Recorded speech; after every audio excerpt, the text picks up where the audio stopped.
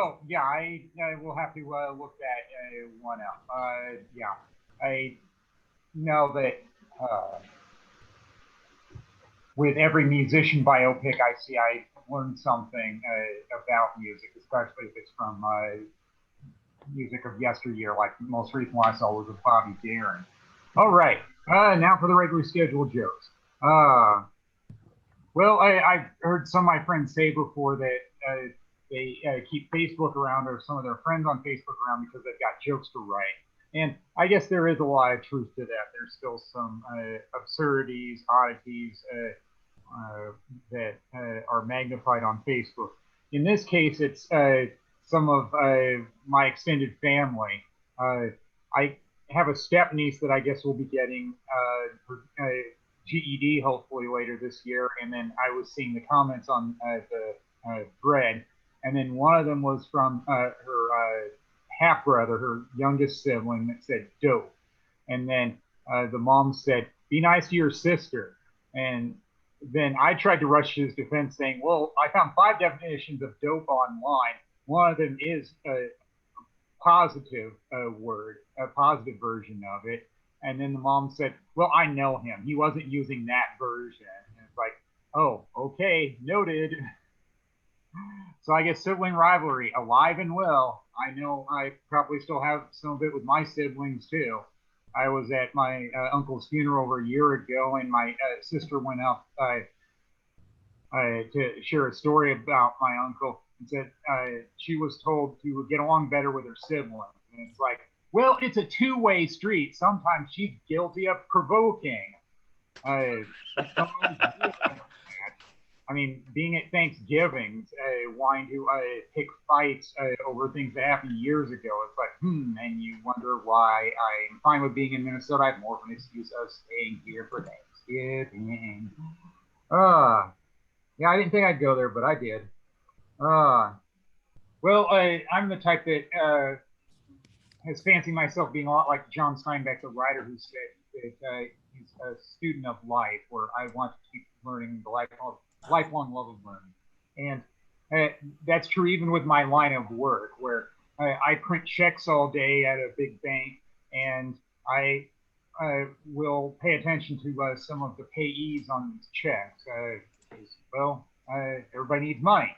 And sometimes checks to tribes come through, and I learned something from that this past week. I didn't know a lot about tribes growing up in Iowa because there aren't that many in Iowa. There's only one entirely within the state, and it's only part of one of the 99 counties. Uh, so, yeah, Minnesota and the other neighboring states like Wisconsin, they got way more tribes than Iowa. I'm aware of that. Well, one of them, I had to look it up this week because it was a French name. And it's like, well, I took French in high school. I need to know the literal French translation.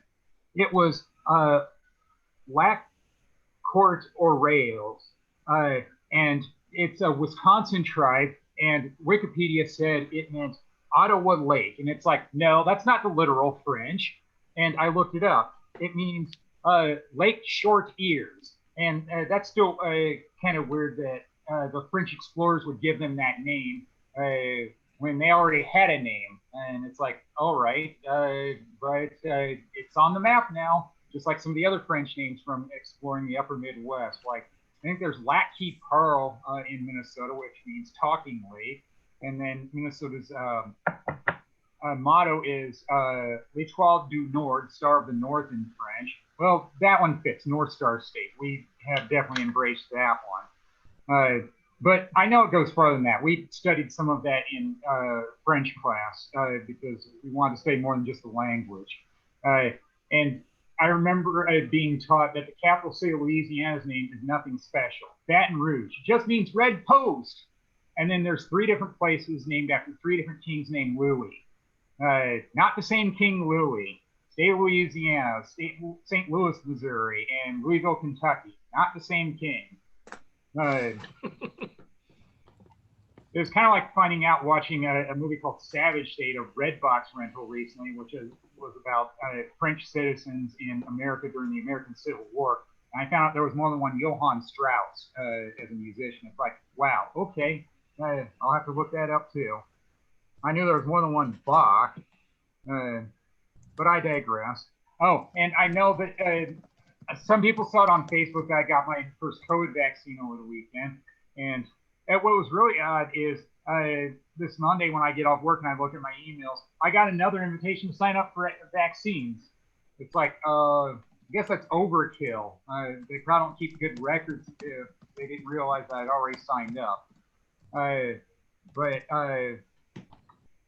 yeah, I'm thankful I got started on that. I still think it's weird to hear on the news how some people are skipping the second vaccine, but I know some people are complacent, some people are idiots.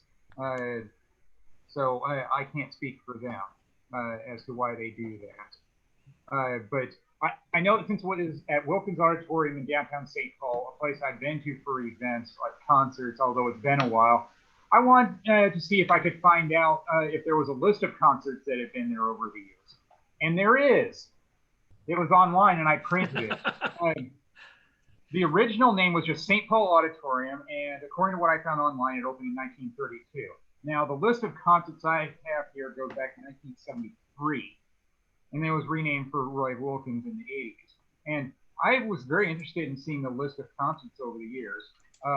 Some of these bands I've seen at other venues.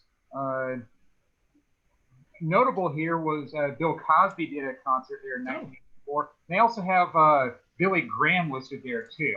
Now, I don't know if that was one of his big crusades that you hear about on TV, if I remember as a kid in the 80s, because, I mean, I got used to hearing about his crusades being in big baseball stadiums, not a 5,000 seat auditorium, but I'd have to look at that a little further on what that event was.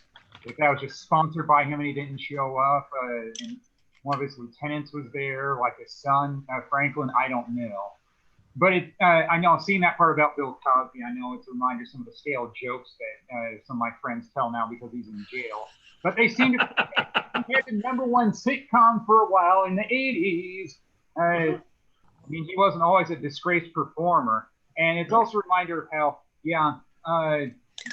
comedians want to become famous, but it's not as likely as it is with musicians. I mean, people show up a lot more at music shows than comedy shows. I mean, when I was looking at this list at Wilkins Auditorium, that was the only comedy show I could find there. And that's even true going to music shops, CD and DVD shops like Cheapo, where there's a very small section of comedy CDs. It's mostly music and movies there. Sometimes comedians become actors, but no, it's a long shot. So I'm a stodgy academic. I love history. That's why I had to satisfy my curiosity and look that up. So I did that. And that. Oh, and I know this isn't the only thing I'm doing virtually now. I like knowing there's some history lectures available virtually as well. I did one through the State Historic Society this week about the roots of the rural-urban divide. And they covered some things I was familiar with, even in more recent history that I can remember happening because I was alive, like Farm Aid concerts. And it's like, yeah, I guess that does figure into the history of rural America on its stagnation when people leave because there aren't a lot of jobs available. But I was old enough to remember the 80s farm crisis, and I was in junior high. I was always sitting behind somebody who wore a shirt that said Farm Aid, U of Illinois football stadium, Champaign, and of course Willie Nelson would spearhead those concerts, among others. So yeah, I had to feed that side of me as well. I mean, I had a life before performing, and I'm still very interested in feeding the history side of me. Saw a Redbox movie called Crisis about the opioid epidemic. It reminded me of a movie called Traffic with Michael Douglas many years ago because it's a fictionalized account of the drug trade and the effect it had on society. Decent movie. I mean, almost 2 hours. Held my attention. Didn't feel like it was 2 hours long. So yeah, I felt like it was worth seeing. A few actors I recognized in it. That helped too, like Greg Kinnear. Yeah, check it out if you want to do that. I still very much like Redbox. pretty much every weekend since the pandemic, I've been checking out a movie from there, renting one from there. Oh, and I guess a good one to leave on. Usually it's a ho-hum clockwork thing. I'm going to do laundry off-site. But this time it was a real adventure going to the laundromat. I take it for granted on having everything available there. So I load up the machines with my laundry, sorting it, put the soap in, and I go over the change machine, and they don't have any change. And another patron was there, and he was trying to be helpful, even said so, but he wasn't very helpful. The only way he could have been helpful was if he had $10 worth of quarters. He didn't have it, so I had to go to another place.